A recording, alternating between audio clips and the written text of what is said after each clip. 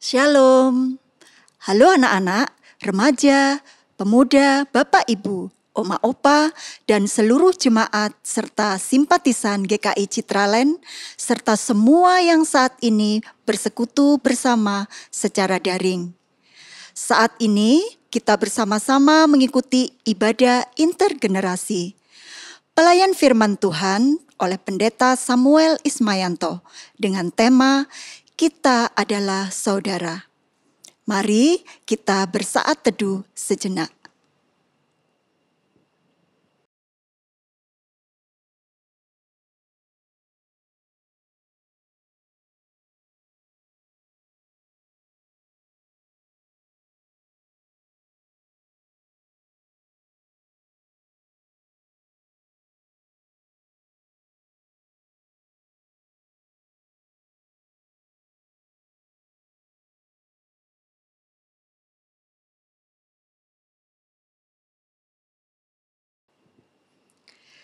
Jiwaku mengharapkan Tuhan lebih daripada pengawal mengharapkan pagi.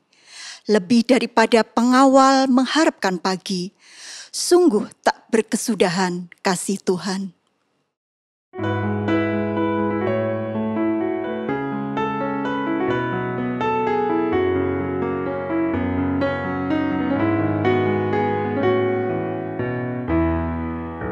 Pujilah Tuhan Sang Raja yang Maha Mulia, segenap hati dan jiwaku pujilah Dia. Datang berkau, berilah musikmu berkau, angkatlah puji-pujian.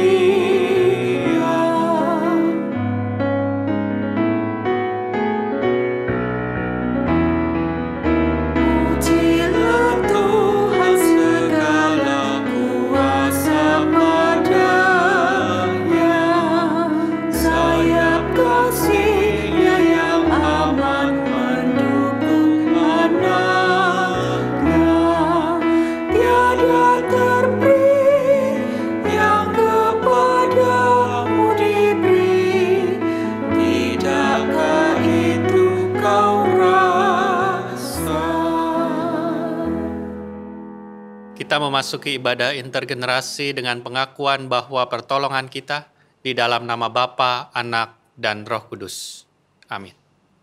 Amin,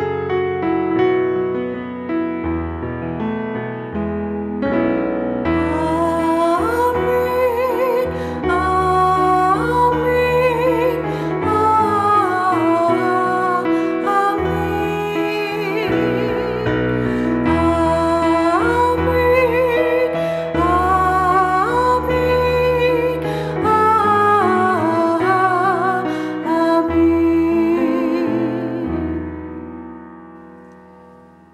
Damai Kristus besertamu. Dan besertamu juga. Jemaat yang terkasih, seorang anak yang masih di bawah 3 tahun biasanya memiliki adik, mereka akan cemburu kepada adiknya yang masih bayi, karena biasanya semua perhatian akan tertuju kepada sang adik. Namun hal ini bisa saja tidak terjadi karena orang tua dan keluarga sudah mempersiapkan kehadiran saudara bagi anak mereka. Rasa penerimaan, rasa percaya, rasa penghargaan yang diberikan oleh keluarga akan membantu di dalam ikatan sebagai saudara dan keluarga. Begitu juga dengan relasi setiap kita sebagai saudara di dalam Kristus. Maka kita diajak untuk saling menerima, menghargai, dan memiliki kepercayaan satu dengan yang lainnya. Anak-anak yang dikasihi Tuhan Yesus, jika kita hidup dipenuhi dengan saling mengasihi, tidak bertengkar dengan saudara atau teman, maka Tuhan Yesus senang dan kita bisa menjadi saksi untuk memuliakan nama Tuhan. Ayo ajak papa, mama, opa, oma, dan saudara kalian untuk menyanyikan Ku Kasihi Kau dengan Kasih Tuhan, di medley dengan Dalam Yesus Kita Bersaudara.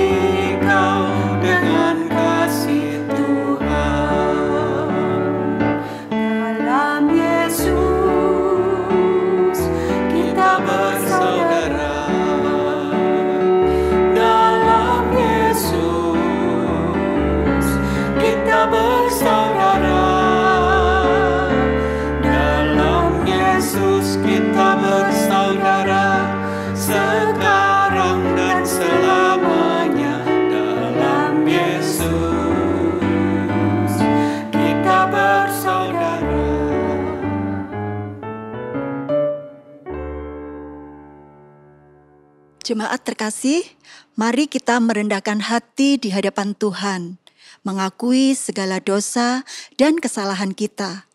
Jemaat diberi kesempatan untuk berdoa secara pribadi.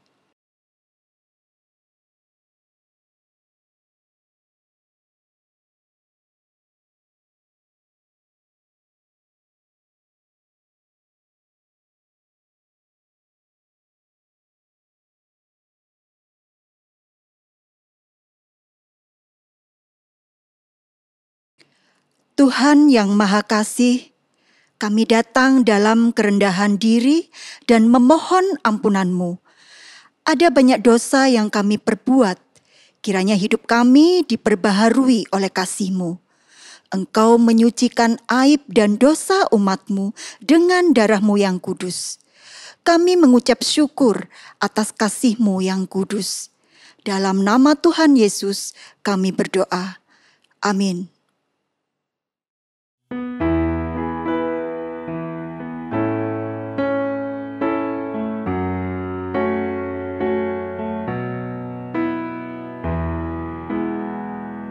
Dalam kasih yang teguh telah datang Yesus Tuhanku, menghapus aib dan dosaku.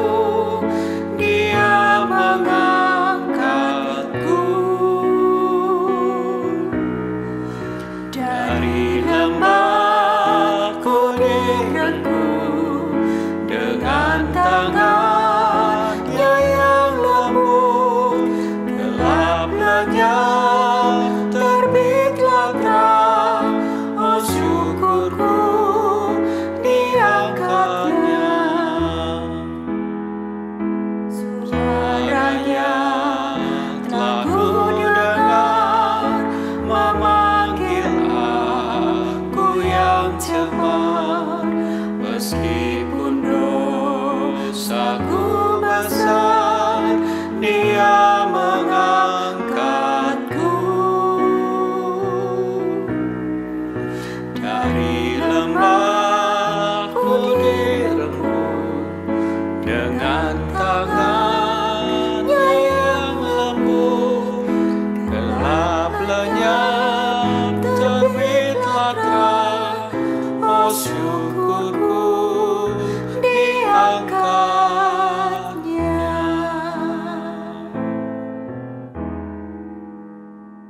Berita anugerah diambil dari Mazmur 130 ayat ketiga dan keempat. Jika Engkau ya Tuhan mengingat-ingat kesalahan-kesalahan Tuhan, siapakah yang dapat tahan? Tetapi padamu ada pengampunan, supaya Engkau ditakuti orang. Demikianlah berita anugerah dari Allah. Syukur kepada Allah.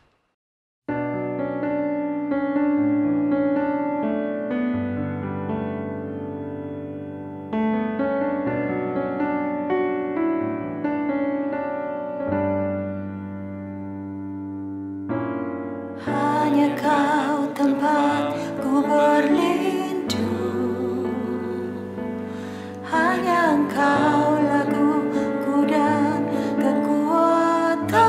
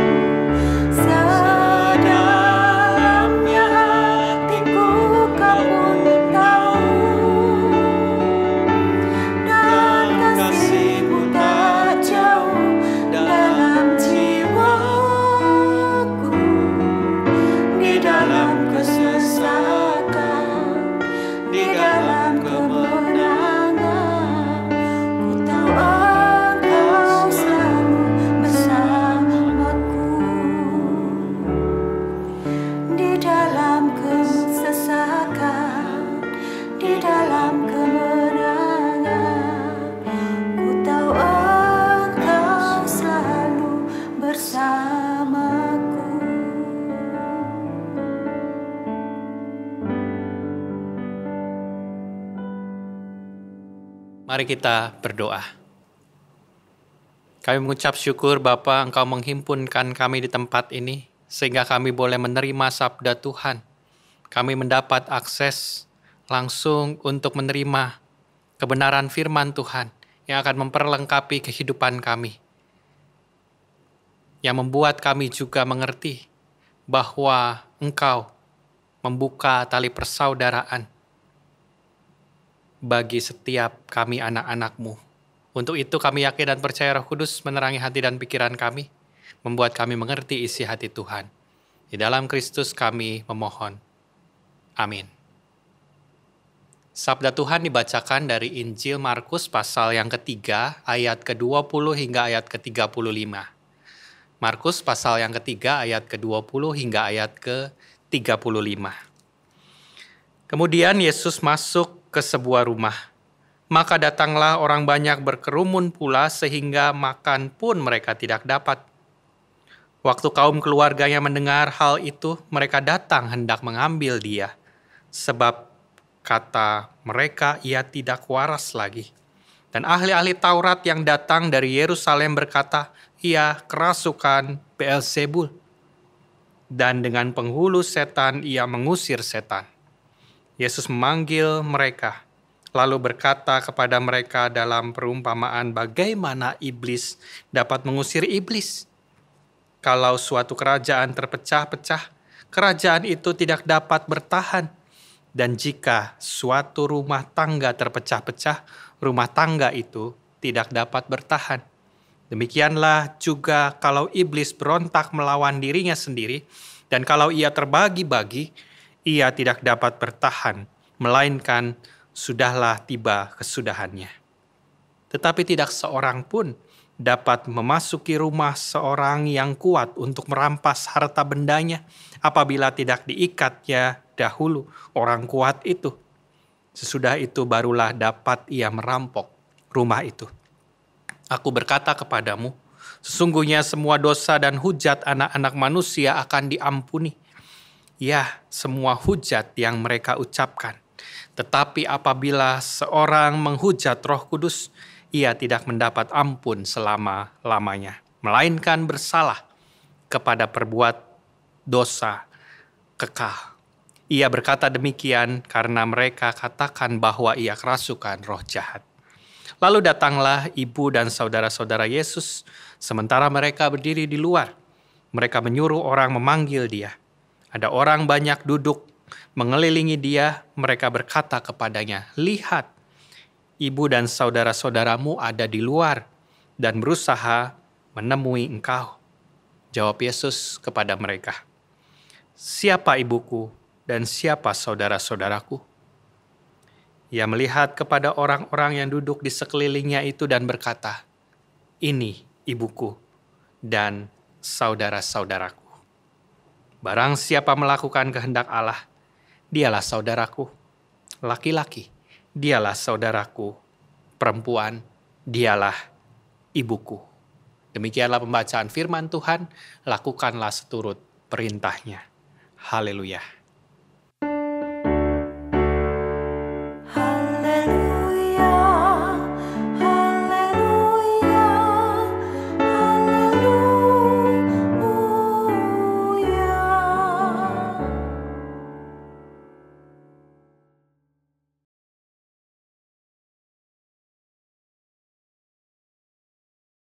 Aduh, bingung aku. Gimana ya caranya? Aduh, gimana caranya? Halo Susin, kok kayaknya Susin kelihatan bingung ya? Coba apa yang bisa dibantu? Gini Pak Pendeta, Susin itu kasihan sama Susan, temennya Susin. Dia itu kesulitan belajar online karena kuotanya terbatas. Oh, jadi Susin bingung karena pengen bantu Susan supaya bisa belajar online gitu ya? Iya Pak Pendeta, supaya mereka itu tetap bisa menerima pelajaran dari Bu Guru. Wah, hebat Susin. Masih kecil tapi sudah memikirkan teman Susin. Tapi gimana ya Pak Pendeta caranya? Pak Pendeta punya ide nggak? Apa ya kira-kira ya? Aha, Susin dapat ide Pak Pendeta. Caranya Susin akan kumpulkan barang bekas yang masih bagus. Di rumah Susin banyak. Terus Susin jual. Uangnya bisa bantu buat si Susan, teman Susin. Gimana Pak Pendeta? Wah, ide bagus tuh Susin, kamu hebat. Nah, di rumah Pak Pendeta juga ada banyak barang-barang yang masih bisa dijual. Nanti Pak Pendeta antar ke rumah Susin ya. Dari gereja, setelah dari gereja ini. Oke Pak Pendeta. Sekarang Susin pulang dulu. Mau ibadah dulu. Terima kasih ya Pak Pendeta. Ya, sampai jumpa lagi Susin. Kau saudaraku, kau saudariku. Jemaat yang terkasih di dalam Tuhan Yesus Kristus, memiliki saudara adalah sebuah hak istimewa. Oleh karena hubungan persaudaraan, maka seseorang memiliki akses untuk berkomunikasi yang lebih terbuka, memiliki akses untuk perjumpaan yang lebih intens, dan akses-akses lainnya. Entah akses itu digunakan atau tidak, namun intinya ada sebuah perlakuan khusus yang tidak semua orang bisa dapatkan. Sedikitnya itulah hak istimewanya. Hanya saja di sisi lain ada ekse negatif kalau sudah mengarah pada hubungan nepotisme. Saya loh punya saudara seorang polisi. Saya punya saudara pengacara loh. Saudara saya ada yang jadi pendeta loh. Lalu kalau punya saudara polisi, apa jadi bebas dari tilang atas pelanggaran kita? Kalau punya saudara pengacara, apa jadi kita ini kebal hukum? Atau kalau punya saudara pendeta, apa kita langsung bisa dapat tiket ke sorga? Tentunya tidak demikian. Akses untuk mendapatkan hak istimewa dari hubungan persaudaraan itu tidak serta-merta dapat kita salah gunakan hanya untuk melegalkan kehendak pribadi kita. Dalam bacaan kita hari ini, Bapak, Ibu, dan Saudara sekalian, dikisahkan Ibu Yesus dan saudara-saudaranya datang ingin menjumpai Yesus.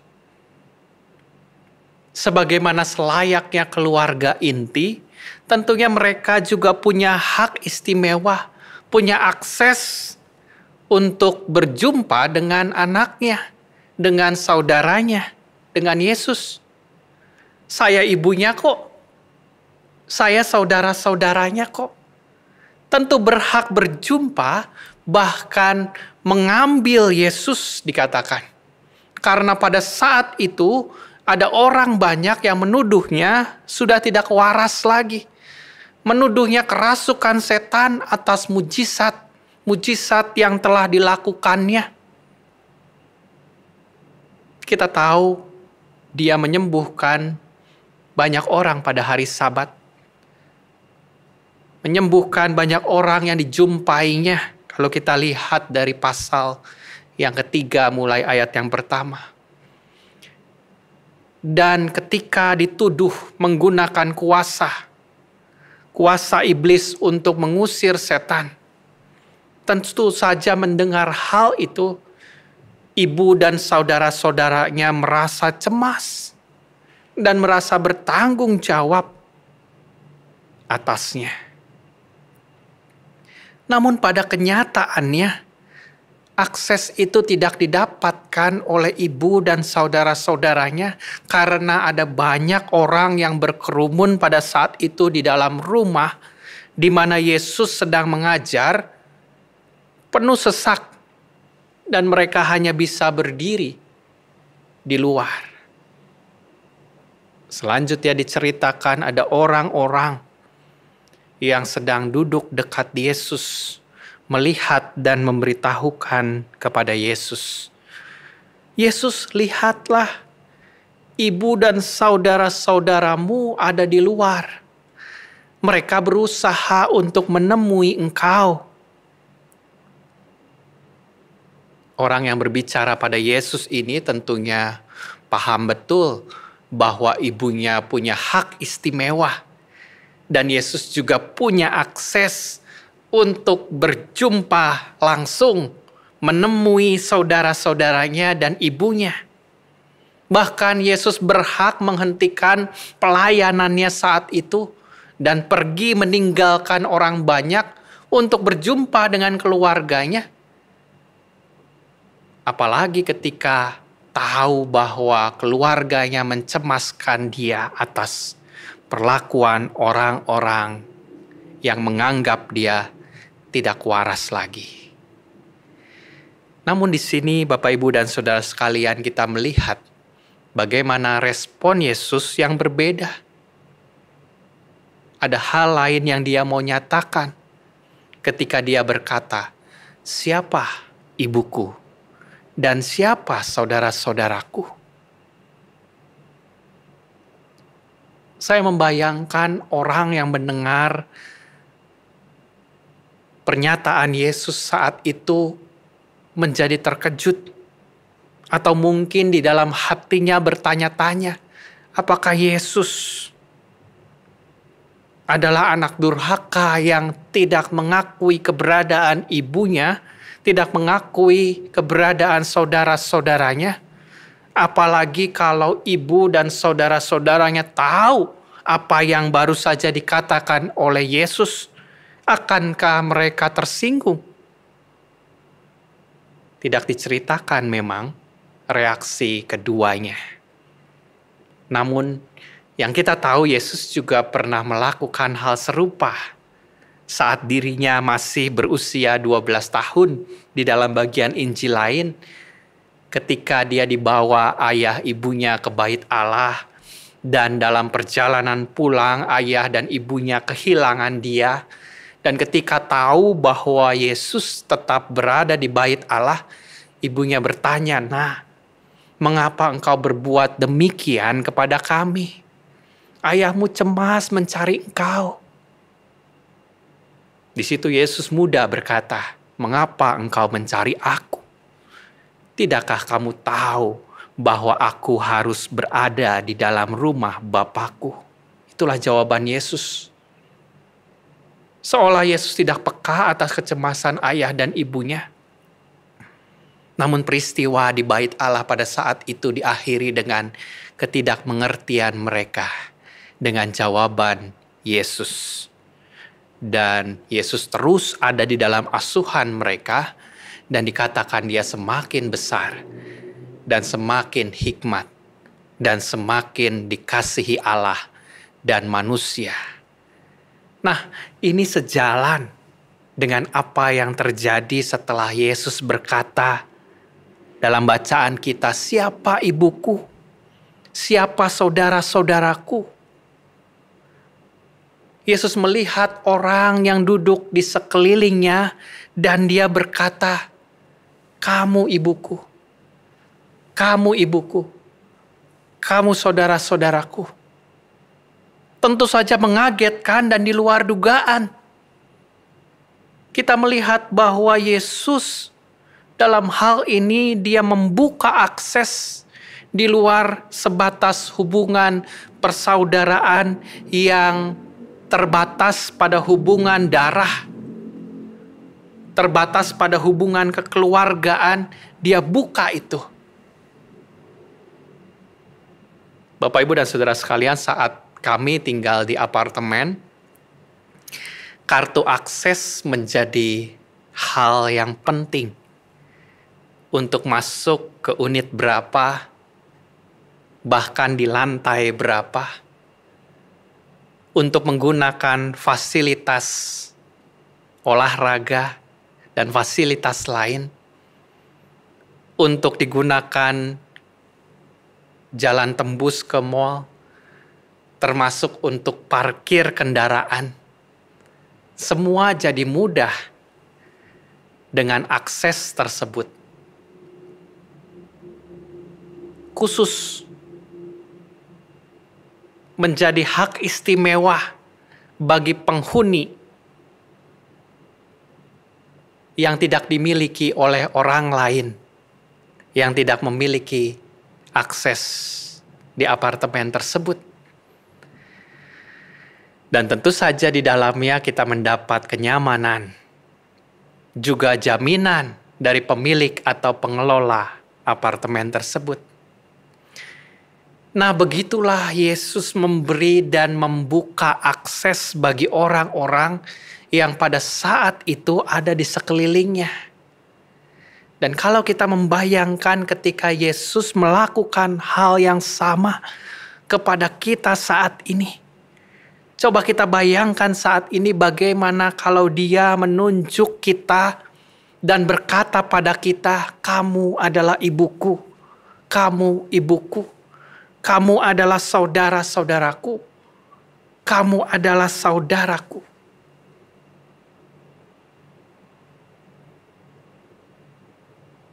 Pasti sebagian orang merasa bahagia karena mendapat hak istimewa, mendapat akses langsung untuk datang kepadanya, untuk dekat kepadanya. Namun bisa jadi sebagian lain mungkin berpikir, kok bisa tiba-tiba jadi ibunya Yesus? Karena tidak pernah melahirkannya, tidak ada hubungan sedarah. Atau mungkin kita tidak merasa pantas dianggap ibu oleh Yesus. Kita tidak pantas menerima predikat itu. Menerima predikat saudara Yesus sendiri. Siapa saya, Tuhan? Merasa tidak pantas. Karena saya masih menyakiti sesama. Merasa tidak pantas. Karena saya masih menyimpan dendam. Keluarga dan saudara kandung saya saja masih kurang diperhatikan. Merasa tidak pantas. Tapi untuk itulah Yesus mengingatkan dan sekaligus kita belajar. Dan di situ Yesus berkata, "Barang siapa melakukan kehendak Allah, dialah saudaraku laki-laki. Barang siapa melakukan kehendak Allah, dialah saudaraku perempuan. Barang siapa melakukan kehendak Allah, dialah pantas menjadi ibuku." Yang dapat akses dan hak istimewa dari Tuhan. Yang pantas mendapatkannya adalah mereka yang melakukan kehendak Allah. Siapa kita yang tidak layak ini bisa mendapatkan akses langsung. Pantas mendapat akses langsung kepada Bapa. Akses yang adalah hak istimewa dari hubungan persaudaraan dengan Yesus, yang tentunya tidak serta-merta dapat kita salah gunakan untuk melegalkan kehendak pribadi kita, tetapi untuk menjalankan kehendak Bapa, bukan kehendak kita. Bukan melegalkan kehendak pribadi kita, merasa saya ini, saya saudaranya Tuhan loh. Jadi saya pantas untuk menghakimi orang-orang lain yang tidak mengenal Tuhan. Saya ini pelayan Tuhan loh. Jadi merasa pantas untuk dinomorsatukan. Untuk mengatur segalanya. Bukan. Bukan melakukan kehendak sendiri. Tetapi melakukan kehendak Bapa. dengan membuka ruang sehingga ada banyak orang yang dapat mengalami kasih persaudaraan itu. Ada banyak orang yang mendapat akses itu. Dan tentunya tetap rendah hati dengan akses yang kita pegang, yang Tuhan berikan. Karena Tuhan juga tidak membeda-bedakan. Dia juga melayani semua orang. Nah, Bapak, Ibu, dan Saudara sekalian, kisah Susin tadi menjadi refleksi juga buat kita. Bahwa mengusahakan agar orang lain mendapat akses untuk sesuatu yang baik, itu adalah kehendak Allah. Amin. Saat hening untuk kita sejenak.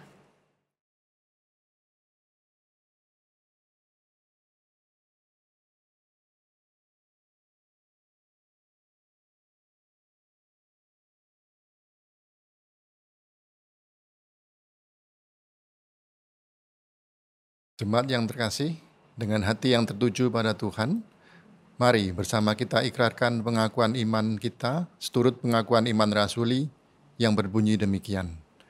Aku percaya kepada Allah, Bapa yang Maha Kuasa, Khalik langit dan bumi, dan kepada Yesus Kristus, anaknya yang tunggal Tuhan kita, yang dikandung dari Roh Kudus, lahir dari anak darah Maria, yang menderita sengsara di bawah pemerintahan Pontius Pilatus, disalibkan, mati dan dikuburkan, turun ke dalam kerajaan maut. Pada hari yang ketiga, bangkit pula dari antara orang mati, naik ke sorga, duduk di sebelah kanan Allah, Bapa yang Maha Kuasa.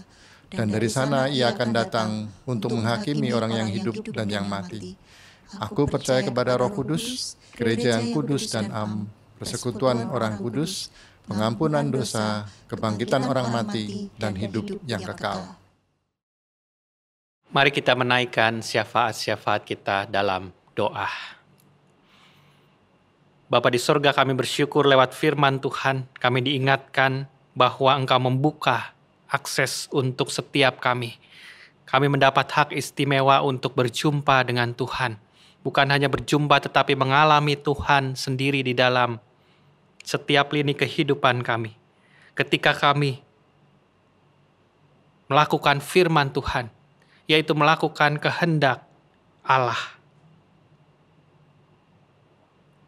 Dan biarlah kehendak Allah itu nyata. Dan kami jadikan pedoman untuk kami hidup berelasi bersama sesama kami yang adalah saudara. Dan biarlah kami boleh menjalin cinta kasih dan menggunakan cinta kasih Tuhan bagi setiap saudara-saudara ciptaan Tuhan.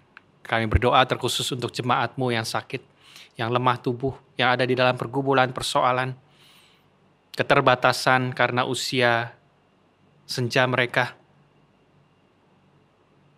Kiranya Tuhan yang hadir dan menghadirkan orang-orang di sekelilingnya yang berbagi peran saudara. Dan ajarlah kami untuk peka, memiliki hati seorang saudara bagi mereka. Sehingga di dalam kesendirian, di dalam sakit penyakit mereka boleh merasakan cinta kasih, persaudaraan yang Tuhan hadirkan melalui setiap kami.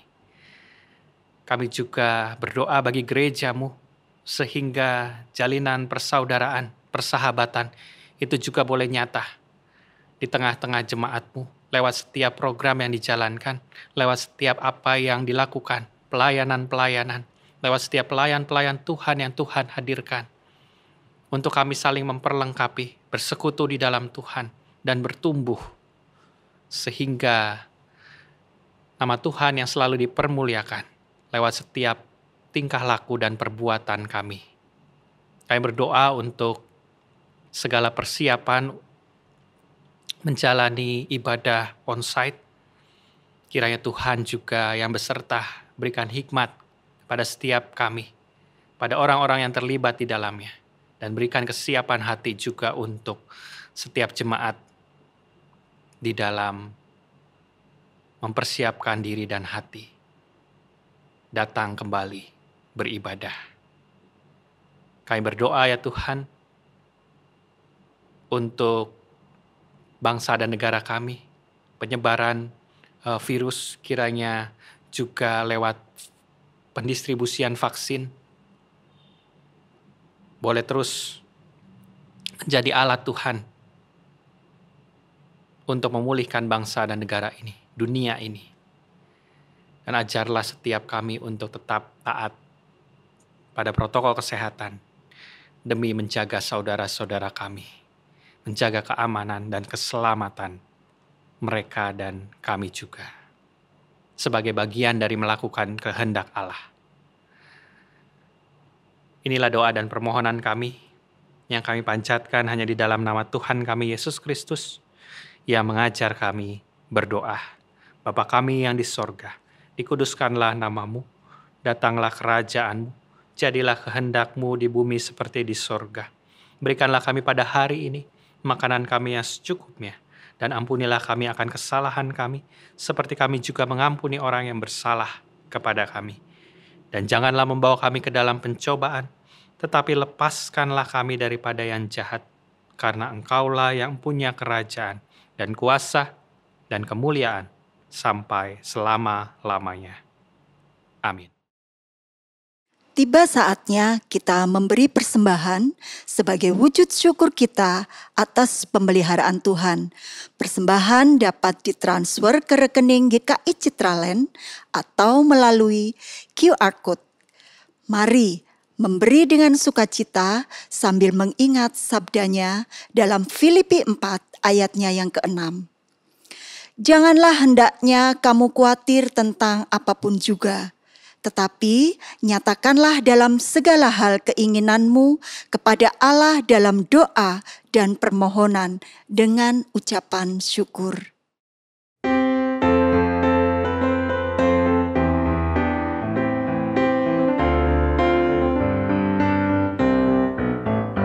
Besarlah kasih Bapa-Ku, selalu melingkupiku, di mana-mana diriku diasuhnya.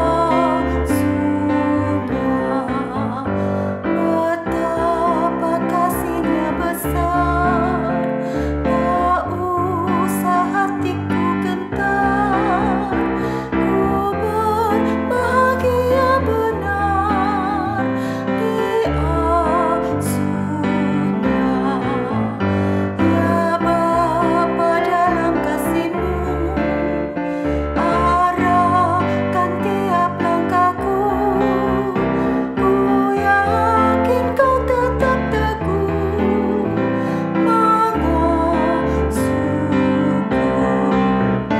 Ya Bapa, atas kasih-Mu yang selalu menaungiku, ku naikkan terima kasih-Ku kepadamu.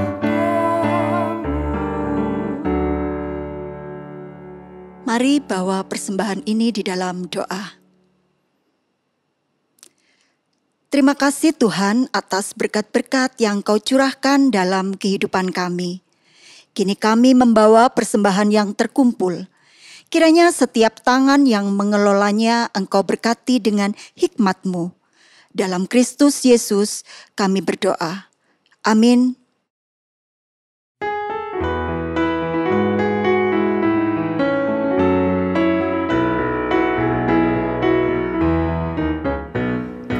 Ketika hilang sudah asaku, tenaga pun lenyap, Tuhan Yesus datang meraih diriku.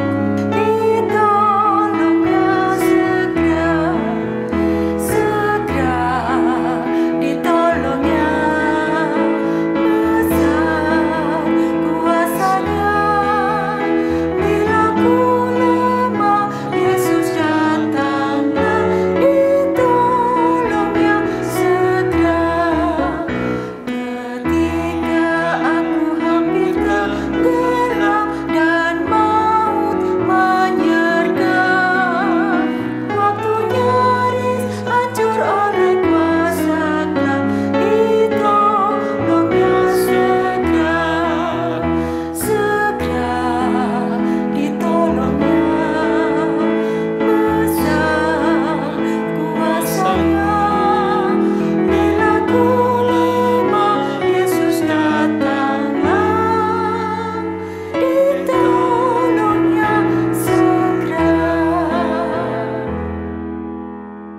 Kembalilah dalam kehidupanmu sambil tetap mengarahkan hati kepada Tuhan dan terimalah berkat-Nya.